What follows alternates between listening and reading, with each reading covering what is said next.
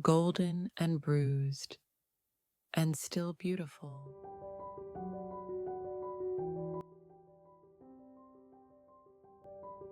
They say you know a person by how they leave. But what if they never really leave? What if they slip in and out of your life quietly, softly enough to keep you hoping, but never loud enough to stay? What if their absence still fills a room? What if your heart can't tell the difference between someone being gone and someone being distant? This is the story of someone who gave everything and still came up empty.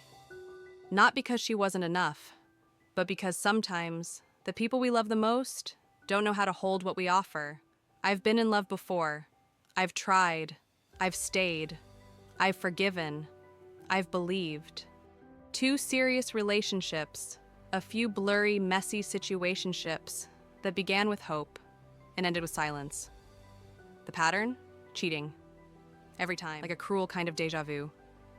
Still, somehow I stayed soft. I still believed love could be kind. I still thought maybe the next one would be different. Then I moved to Canada. Everything felt new. The cold, the pace, the loneliness, and then I met him. He had that kind of confidence that settles into a room quietly, not arrogant, but sure. He was from home, and something about that made me breathe easier. Familiarity in a world that felt so foreign. He spoke like someone who meant every word. He moved like someone who knew where he was going. And I thought, maybe I'd finally found someone who wouldn't walk away. We weren't official, no titles, but we were exclusive. In that way where everyone around us just knew. His friends, my friends, the way he held my hand in public, the way he called me mine. It felt like something that could last, maybe even something that could grow. Until the first time I caught him cheating. And suddenly, I was back in a story I thought I'd left behind. It wasn't a rumor, it wasn't a gut feeling, it was a message, an image, proof. He said it was nothing, that it didn't mean anything, that he was sorry, that he loved me. And you know what? I believed him. Not because I'm foolish, but because I wanted to believe that people could make mistakes and still choose love. I thought if someone apologized, it meant they cared. I thought if I gave grace, it meant we'd heal. So I stayed. I told myself, this is what forgiveness looks like. This is what maturity looks like. This is what love does. But not long after, he ended it. Just like that. A short phone call, no details, no space for questions. I'm not sure anymore. That's all he said. And suddenly, I was gone from his life. Not slowly, not gently, but like a door slammed shut in a quiet house. I was left staring at the echo, and I didn't take it well. I texted, I called, I tried to reason, I begged. I told myself if I could just explain my heart clearly enough, he would understand. He would come back. I even traveled to his city, unannounced. Sat outside his flat for hours, rehearsing every line, hoping he'd open the door, hoping he'd listen. He didn't. No answer, no explanation, just silence. Have you ever screamed in a place where no one could hear you? That's what heartbreak feels like. Not the crying, but the trying. Trying to be okay, trying to act like you're fine, trying to pretend like losing someone who felt like home doesn't make every other room feel cold. Weeks passed, then months. And just when I started to breathe again, he came back. No apology, no closure, just affection. Sweet texts, phone calls that lasted hours, pet names I'd missed, inside jokes we used to share, like nothing happened, like he never left. And me? I let him back in. Because I missed him. Because the silence had been too loud. Because when you've been starving, even crumbs feel like a feast. And for a while, things felt okay. Not amazing, not what we once had. But okay. Familiar enough to quiet the ache. But slowly, the same pattern started to show. He stopped asking how I was. He laughed at my vulnerability. He made promises he didn't keep.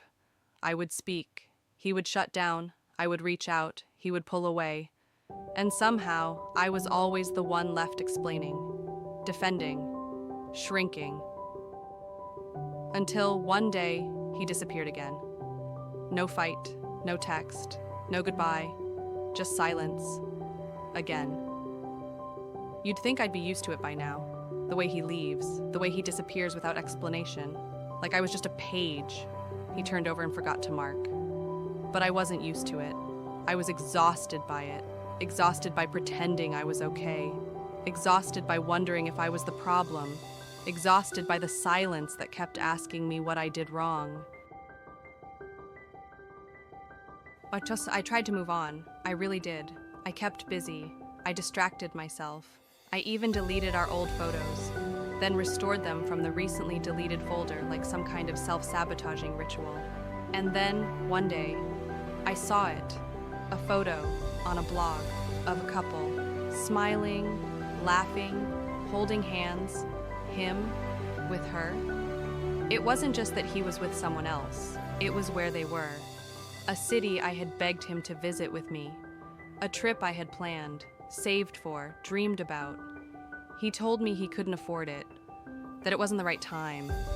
And yet, there he was. Same city, same trip, but not with me. Something in me cracked that day. Not jealousy, not even heartbreak, but this raw, unbearable sense of erasure, like I had never existed in his life at all.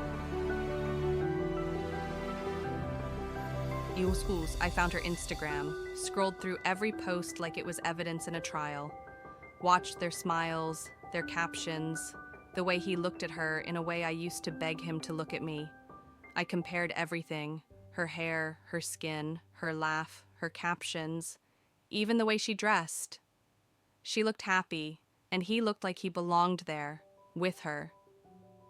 I messaged her. She blocked me. I asked him.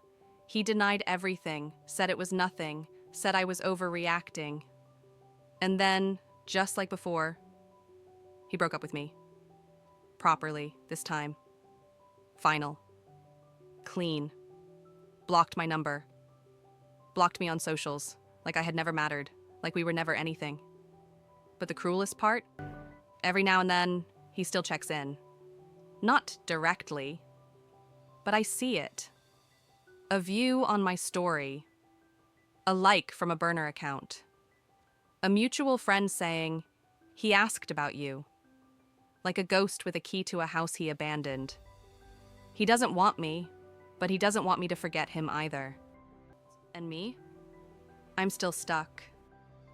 I wish I could say I let go after that I deleted everything, that I blocked him back, that I healed, but that would be a lie.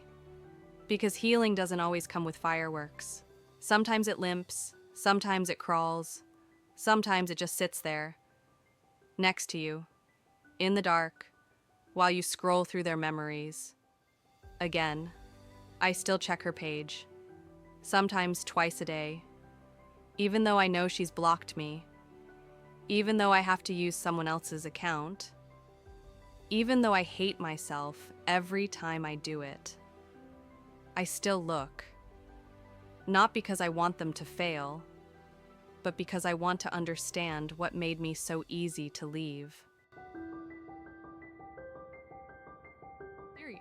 I replay conversations in my head. Every fight, every kiss, every red flag I painted over in pastel pink. I wonder if I was too needy, too emotional, too much. But mostly, I just miss him.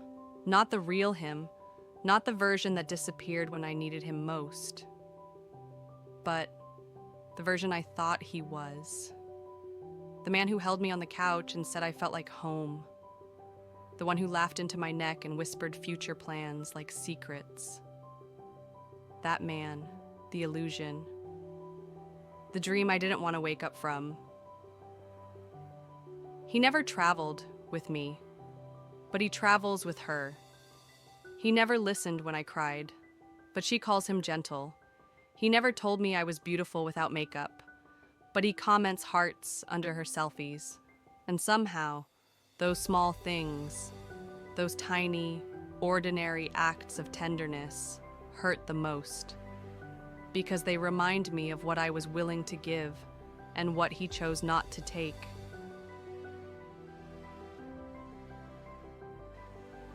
They say healing is letting go, but what if your hands are too tired to open? What if you've been holding on for so long that the pain feels safer than peace? I don't have a neat ending for you, no redemption arc, no new lover who made it all make sense. Just me, sitting with the ache, breathing through the questions, unlearning my worthlessness. One slow, trembling day at a time. And maybe that's okay. Maybe healing doesn't always shout. Maybe sometimes it just whispers, "You're still here. You're still soft. You're still worthy." Even when they couldn't see it. Even when you forgot. This is Golden and Bruised. Thank you for listening. And if no one has told you lately, you are not foolish for loving. You are not weak for feeling. And even if you're still stuck in the in-between, your story is not over. You are not alone. Thank you for sharing this time with me on Golden and Bruised. Remember, healing isn't linear. It's a journey we travel one step at a time. If this story spoke to you, I'd love to hear from you. Until next time, take care of your heart.